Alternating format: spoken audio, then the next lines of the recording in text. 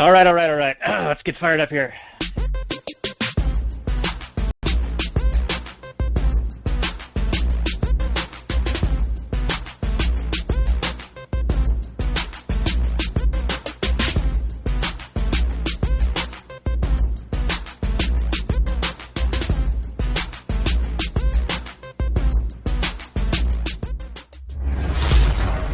Maximum freedom. Read. Stay on target. Maximum freedom. Stay on target. Maximum freedom. Read Rothbard. Hello and welcome again to the Read Rothbard Podcast. We're back in our normal locations this time, so we're using the old copper wire technology. How are you doing, Robert, now that you're back in the cabin? I'm far away again. It's true. Through the magic of government benevolence, we can talk again, and I'm doing great. It's colder out here now. Yesterday I arrived when it was 80. Now it's 50. I don't know what's happening, but I got on a chair. I'm feeling good about life. I'm writing some good stuff, and I'm on the Read Rothbard Podcast, and we're going to be talking about something. So I'm excited. Yeah, that's good. That's good stuff. I'm glad you're back. It seems like you were gone for quite a while, and thank you for spending the time that you did with us here. We did enjoy having you, and also doing the live show where we watched Blazing Saddles and then did a little talk on that. Yeah, and I guess most of it survived. Your microphone? Yeah. So the microphone that we have tends to crap out after a certain amount of time, like 40 minutes to an hour, something like that. And usually Robert's able to tell me when we're on these calls, and so I unplug the mic and plug it back in, and then we edit that portion out so it seems rather seamless to you. But when we were doing it live, we just had the one microphone, and since there was nobody monitoring it, like we couldn't hear what it was being recorded, it just crapped out after, I think, 37 minutes of recording. I think that was the number. And granted, we'd had it plugged in for a while prior to that, so I don't know the exact time like that triggered this. But in re-listening to the audio, it seemed to self-correct after about 17 minutes because everything came back into focus. So I only lost about 17 minutes, and then through some audio wizardry, I was able to clean up about a 2-minute snippet of it to retain the continuity of the episode. And yeah. So anyway, that's enough about my microphone. That's the microphone story. That's the microphone story. Yep, that's a good one. Good share. So a little bit of housekeeping before we start talking about the movie In Time, because I think that's what we had suggested in the previous episode that we would talk about on this episode. So we've got the email addresses that's now listed below the previous episode. I've been posting a few things to the Facebook. We've got the T-shirts and hoodies and stuff that's available.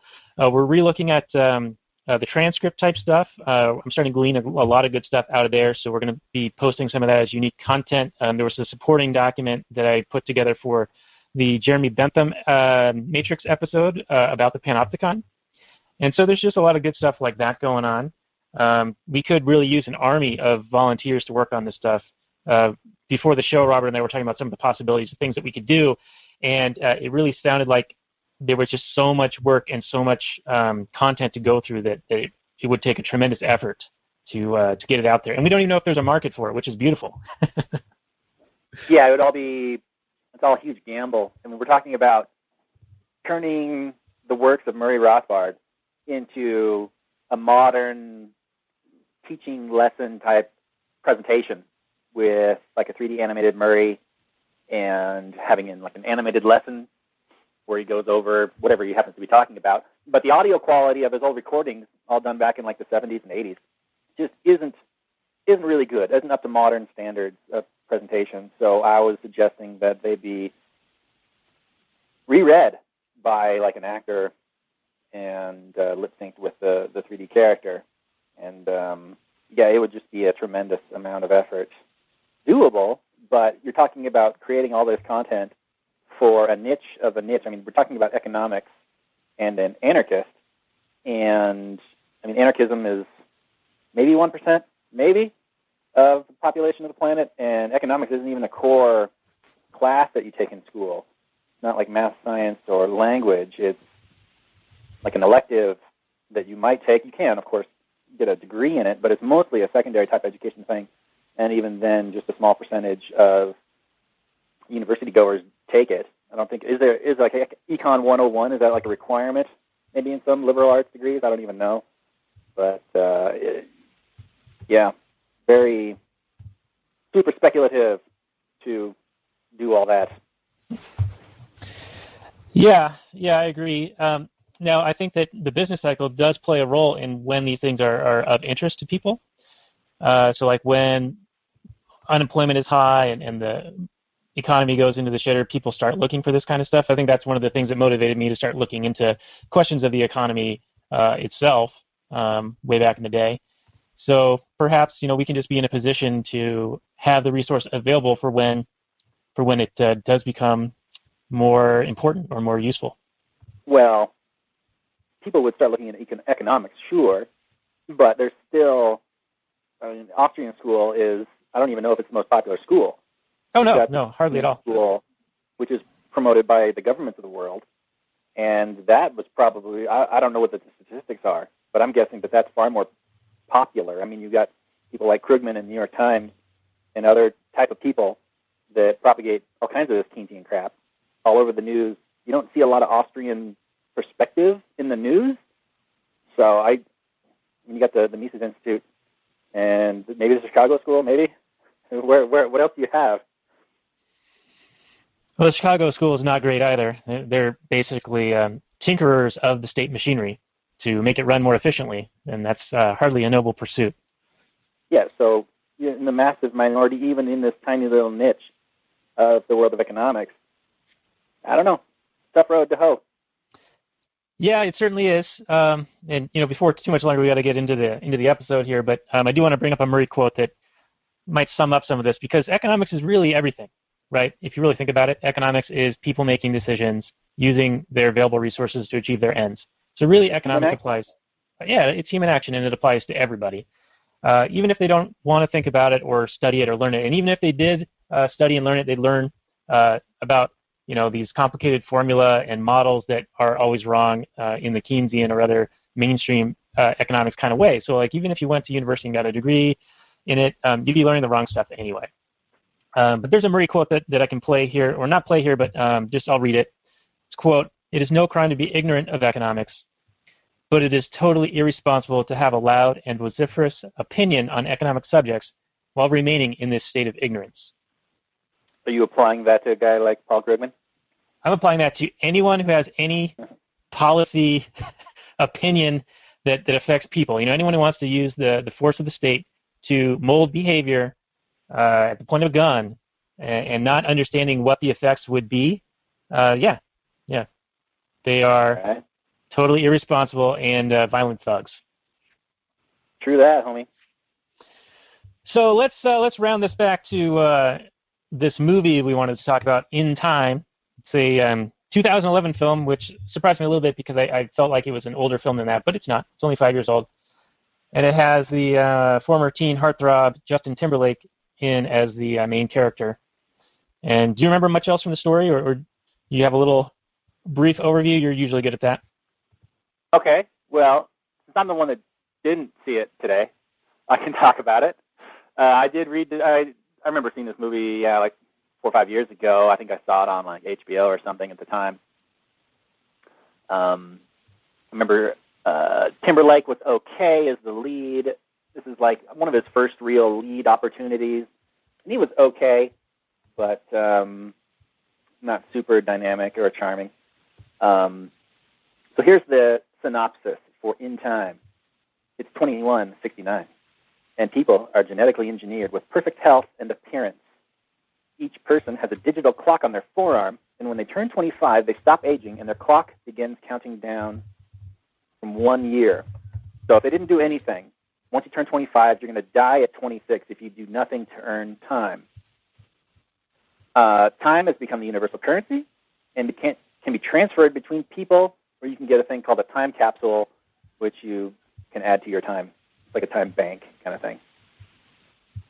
The film focuses on 2 different places, basically. Dayton is a poor manufacturing area where people generally live on 24 hours or less, basically live day-to-day, paycheck type thing. And you have New Greenwich, which is the wealthy people, where they have enough time on their clock to live for centuries, or essentially they're immortal. Justin plays Will Salas. He's a 28-year-old factory worker. He lives with his 50-year-old mother, but everybody looks like they're 25. And he basically, some series of events happens, and his mom dies, where he just couldn't quite save her. And then basically the plot goes back and forth where he gets time and he has time. He's accused of murder, trying to clear his name. He interacts with these rich people and goes from there. I'll let you tell you what you saw. I've got a bunch of questions that have to do with the reality of the world, which could or could not apply, but we're going to do it because that's our perspective on things.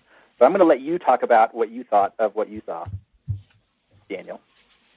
Okay, well, I'm going to bring up a couple of clips that talk about the economics of this, because they're, like you were saying, they're essentially using time as a currency. And my take on it is that this is a confused neoclassical Marxian viewpoint on wealth and where it comes from, and exploitation and all the rest of it. It's we talked about The Matrix, and you had that story saying that it was influenced by communists.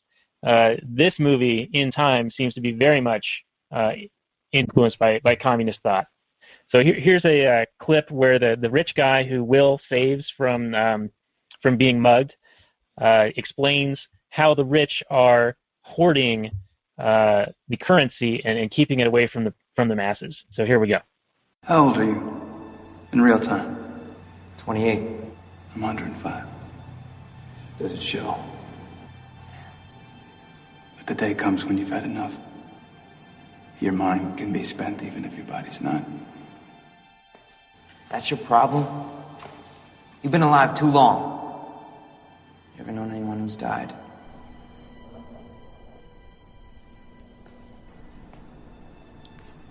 For a few to be immortal, many must die. What the hell's that supposed to mean?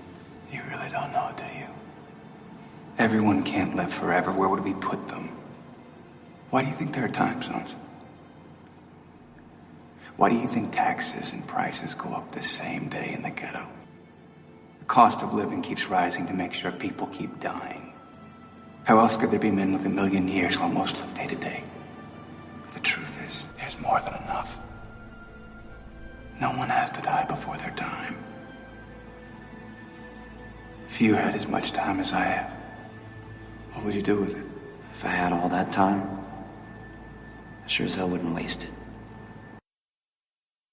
So yeah, some pretty Marxist Malthusian bullshit there. Yeah, so that was a little bit quiet. I couldn't quite hear it, but I heard a couple points. Okay, well, I'll bump it up in the playback where I'll plug it in directly. So we'll just pretend that we heard it. All right, give me your take on what was just said. All right. So that was just a snippet about the Henry Hamilton guy, I think that's his name, the rich guy who Will saves, explaining that for the many or for the few to have so much time, the many can't live very long. It's a very Malthusian argument. He said, where would we put them all?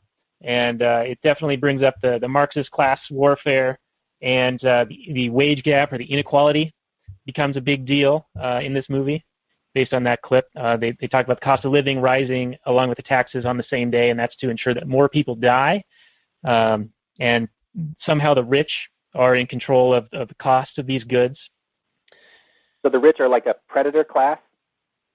Yeah. There's actually another clip that I can play in a little bit where he calls it dog-eat-dog capitalism or the law of the jungle, something like that. I'll play that in a bit too. It's terrible.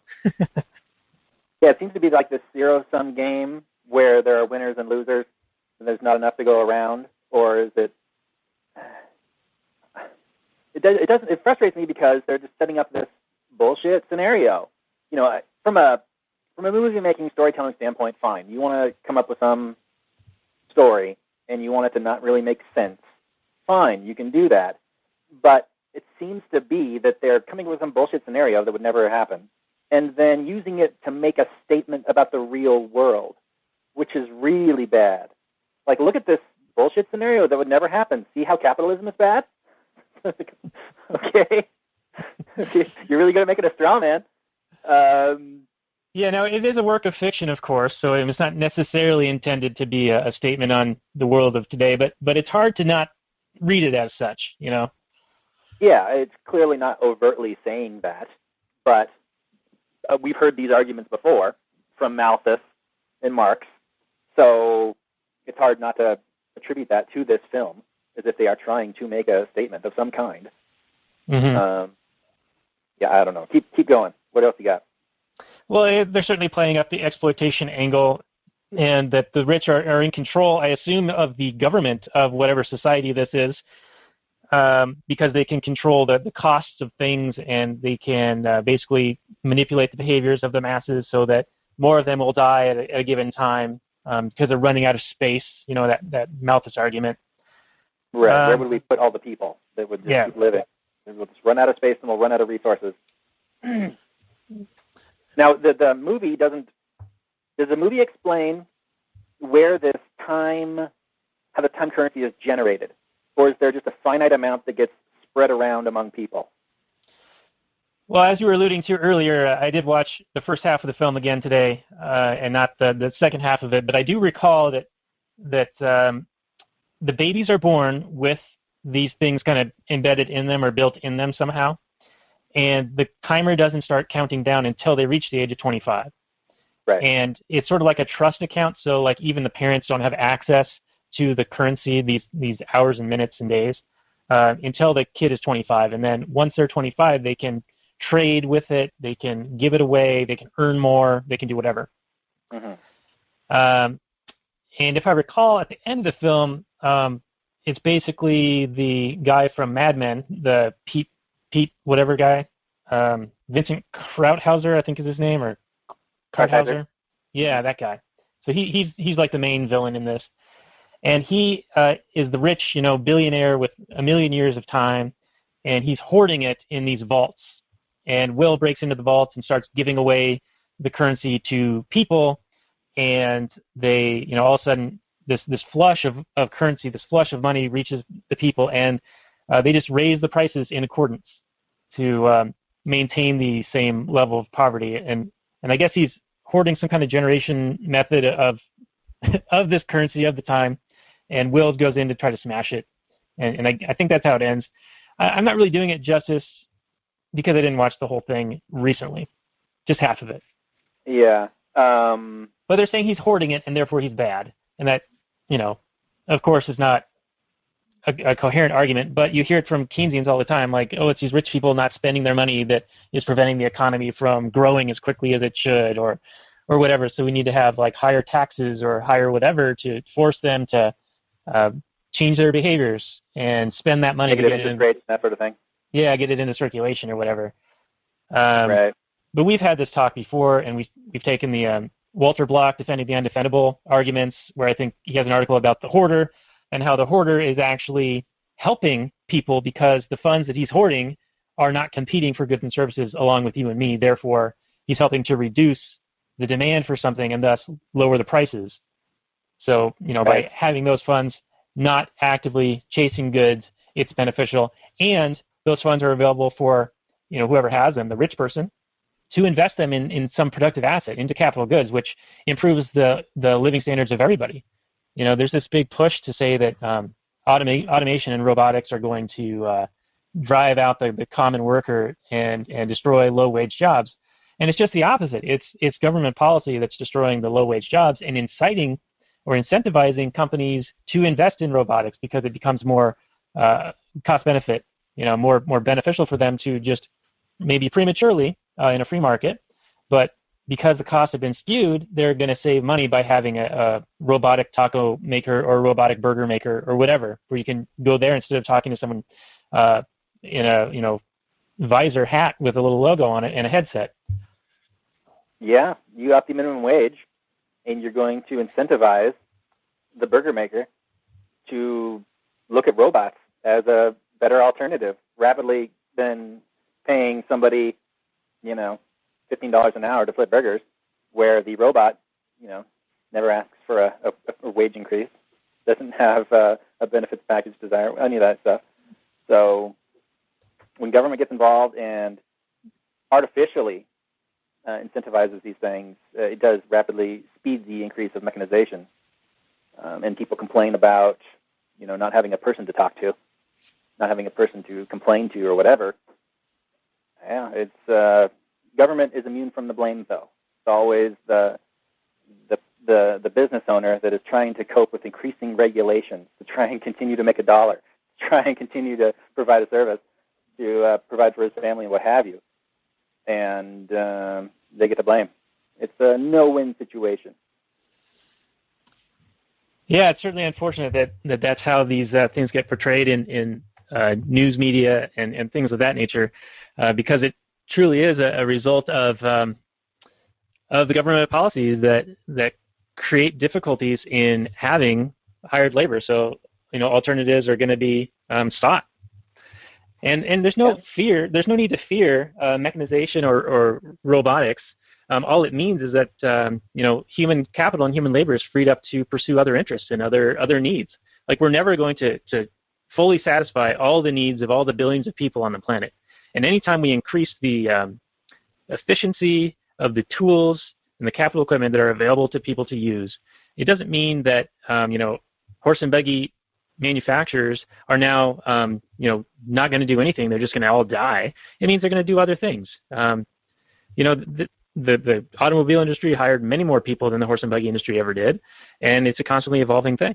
And anytime you increase the efficiency and the power of what can be accomplished by the human labor, it benefits everybody. There's a Robert Wenzel article where he talks about no need to fear the robotic revolution, and I'll post that down below. And he makes a very good argument, and I think he's correct in it. He's a pretty good Austrian. There's no need to fear robotics. It's going to increase the living standards of everybody. Yeah, because human desire is infinite, and there will always be some desire for the market to fulfill. So usually when people whine about mechanization or what have you, it's people in like an entrenched monopoly job or some sort of a job where they're seeking protection against innovation. So, and they always whine to government to prevent this new innovation from happening. We see it in the taxi industry. I don't know if it happened in the horse and buggy industry, but it probably did. Gladly that it didn't. They weren't successful. Right. But imagine if the amount of regulation that exists today were around then, we would probably still have horse and buggy as a major thing, Like, it would just stifle innovation and technological advancement and growth in living standards. Yeah, and government is not seen as a stifler of innovation. If anything, it's praised as a funder of scientific research and all this crap, and providing incentives and benefits to people who adopt solar energy or who are looking to develop that sort of thing, or any kind of alternative energies, or whatever the cause du jour is. It's seen as where the market is failing, government steps in to make it happen, and it's really doesn't get the blame for all the innovation that's stifled, all the innovation that is prevented, and it's the unseen cost. We don't know. We don't know where we would be without it, what kind of advances we would have. All we know that is the market is really powerful. Human desire is really strong, and government is this massive, heavy yoke around our necks. But we still get a lot of things done. But it's not seen as the villain that it should be. Yeah, well said. Well, yeah, I think there's another clip I can play here, and then we can start to wrap up on this movie. It's not a great movie. I liked it better the first time I saw it. The second time where I've watched the first half again, it's getting pretty hard to watch. So here's the second clip. I don't believe we've had the pleasure of your company before, Mr. Salas. Will Salas. Philippe Weiss. You must come from time. You could say I'm gambling my inheritance. You must be young. When you've been 25 for 85 years like I have, and knowing only a random act of violence can take your life, you learn to appreciate what you have. Of course, some think what we have is unfair. The time difference between zones.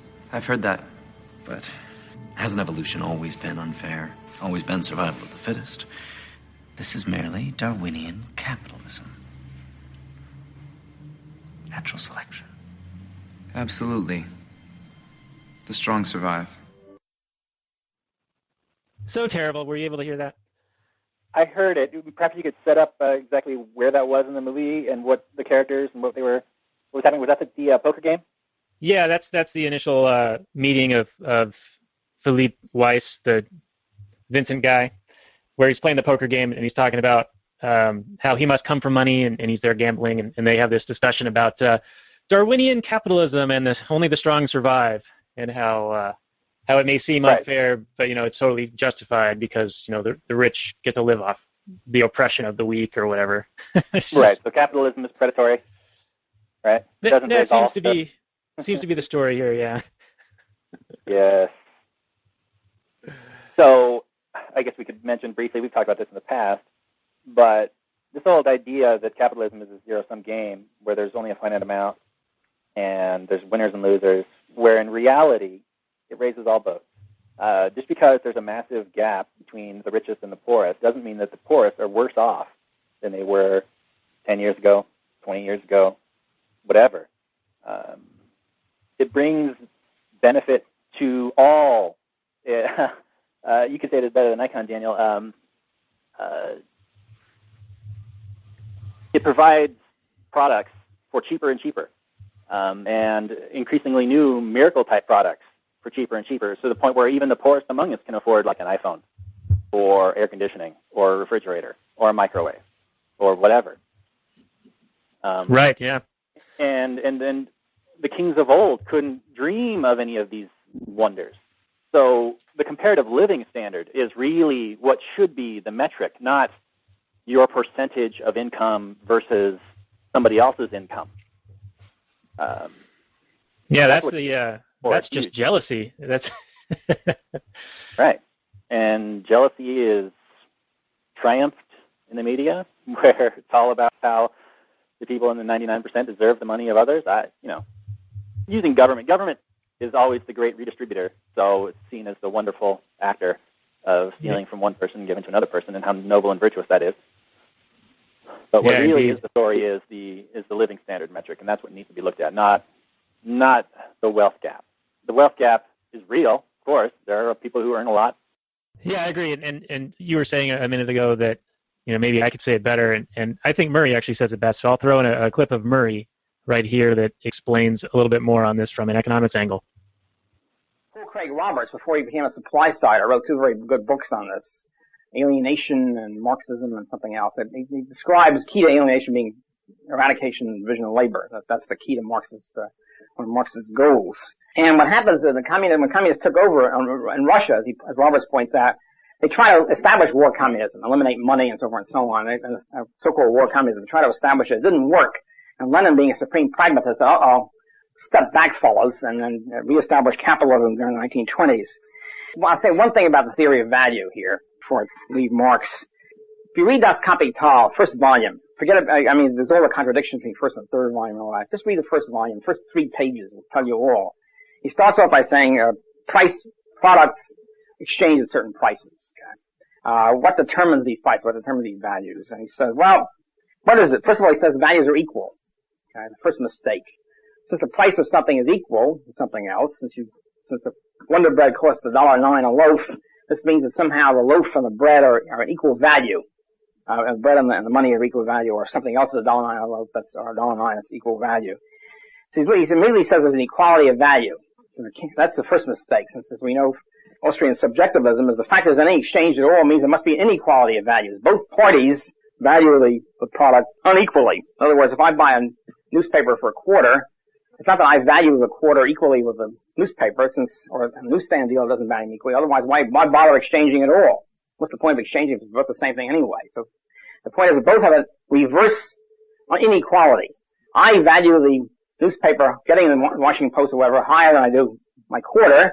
The newsstand deal, of course, values the quarter higher than keeping the Washington Post. And we have a double reverse inequality of values. This creates the condition for exchange, for profitable exchange for both parties, or both parties benefit. So there's no equality of value, quite the opposite. There's a double inequality. It's the first problem of Marx's formulation.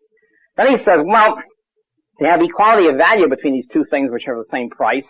So what is equal about them? What is there in these things which are equal? They're not of equal weight, that can't be it. Not of equal volume, that can't be it. He finally works to the thing, it must be equal quantity of labor, after a certain exegesis. And at that point, you really don't have to read the rest of it, because you have about 4 or 5 fallacies all piled on top of each other. And then, of course, there's a problem. How do you get, how do you arrive at different prices that have same quantity of labor and all the rest of it? There's a whole bunch of problems with labor theory of value, which I need not go into. Von Bauwerk had a famous refutation of Marxist theory of value and theory of prices, which is available in addition, separate edition. I think it's called Karl Marx and the Close of the System. Unfortunately, what happens is always when Marx is refuted, the Marxists have a fallback position. So it's very much like a religious cult. You have a fallback. If Marx makes a whole bunch of predictions or a whole bunch of statements which turn out to be wrong, he doesn't change the terms of the argument. You say, well, he didn't really mean that. And so Marx obviously meant to explain the price system by his labor theory of value. But it turns out he couldn't explain it. The Marxists say, well, he didn't really mean prices. He just meant value in some mystical inherent sense. It had nothing to do with prices. So that's one way of wash that out. So it means you can't really refute it at all. A second thing, Marx's famous prediction of why it is we'll have inevitable proletarian revolution, that the workers get worse and worse off, the impoverishment of the working class, and they finally rise up in desperation.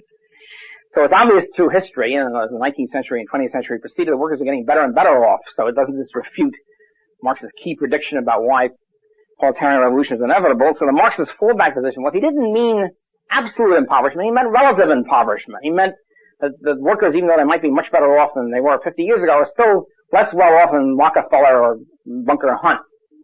So you change the terms. I can't see anybody really engaging in bloody revolution, committing your life to bloody revolution because you only have one swimming pool instead of 5.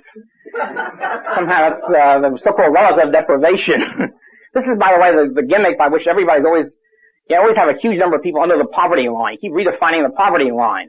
So poverty doesn't mean subsistence, it means whatever. TV sets, if you don't have a TV set, they're not called under the poverty line.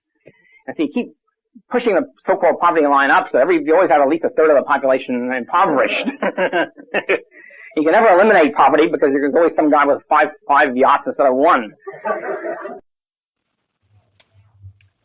Well said, Mr. Rothbard. He's great, isn't he? He's the best. And this is maybe a good time to throw in the discussion of, would you rather have a world where there are a tremendous number of teachers and firefighters that are able to competently teach and fight fires, and a relatively small number of people that are super desirable for our entertainment purposes?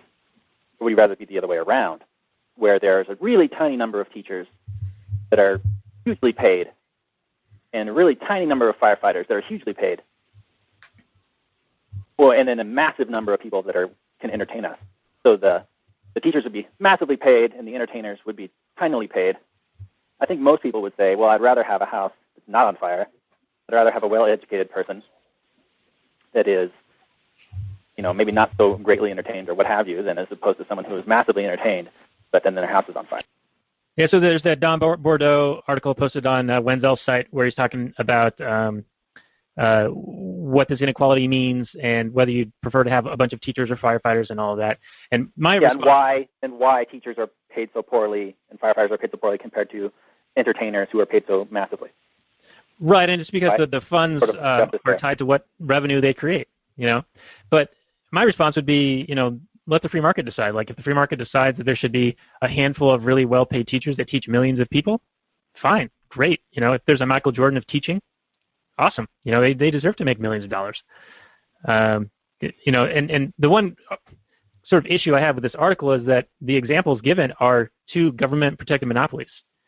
That need the government to enforce the payment for the services and also the usage of those services. Like you can't choose for a different fire service. You can't choose within limits. You can sort of choose like different schooling methods, but you're still paying for the one. Mm-hmm. So that's my one argument with that article, because he doesn't take the original questioner to task about, well, those are government monopolies, and whatever pricing they do have is artificially supported compared to what it presumably would be in a free market. Right, but his point is valid in that there are a great number of, say, cashiers at a supermarket. How many cashiers are there in the world, and how are they paid? well, would you rather have a competent cashier?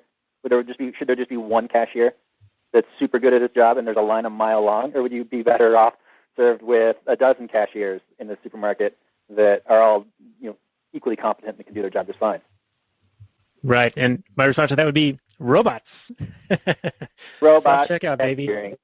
Self-checkout. There are a lot of people that hate self-checkout. They're like, I go to a store, they need to do that for me. I can't believe I got to do this for myself. What's the point? I'm paying for them to do it for me. No. But whatever. Yeah, I mean, in a sense, they're right, but also in a sense, you can choose to go to a different store that has more checkers or whatever. Like part of the product you're buying isn't just the tub of ice cream. It could be the exact same tub of ice cream as somewhere else, but it's the environment in which you're purchasing it. Like you're buying that entire process. Yeah, you're buying the entire experience. So yeah, maybe there is some supermarket that has 0 checkers. Maybe you prefer that. Maybe you prefer to get a slightly better price and then do the self-checkout. Or maybe there's a place that is fully servicing to your desires and does everything for you. You'll pay a little bit more for that service. I'm fine with that. Yeah, indeed, sir. Servicing a market desire. I'm all for it, baby. Well, hey, man, I hate to cut this one short. We're talking about in time, and I am out of time. My family got home, and I got to go help with the kids. So, this wasn't that great of a movie. So I think we've probably beat it up enough. We threw Murray at it a little bit, and I don't think that there's a whole bunch left standing after all that. Yeah, it's a Malthusian, Marxian metaphor type, analogy type movie that's making up some just bullshit scenario and then saying, look at how terrible capitalism is, when it has nothing to do with any of that, and how great Marxian redistribution is, and how everybody should have the same and everything, and it's just real dumb. Real dumb indeed. Yep, kind of a crap fest. But anyway, let's wrap it up here. We've been the Read Rothbard Podcast. We've got books, articles, lectures, this podcast, a bunch of stuff for sale. So if you want to support us, buy some of our T-shirts or hoodies, sign up for the readitfor.me website. And, you want to sign us out there, Mr. Robert? What he said. Thanks, everybody, for listening. What do you want to do next week, Daniel? We'll figure it out. Yeah, okay. We'll figure something out. Who knows? Take care, everybody. See you next time. Peace out, homies.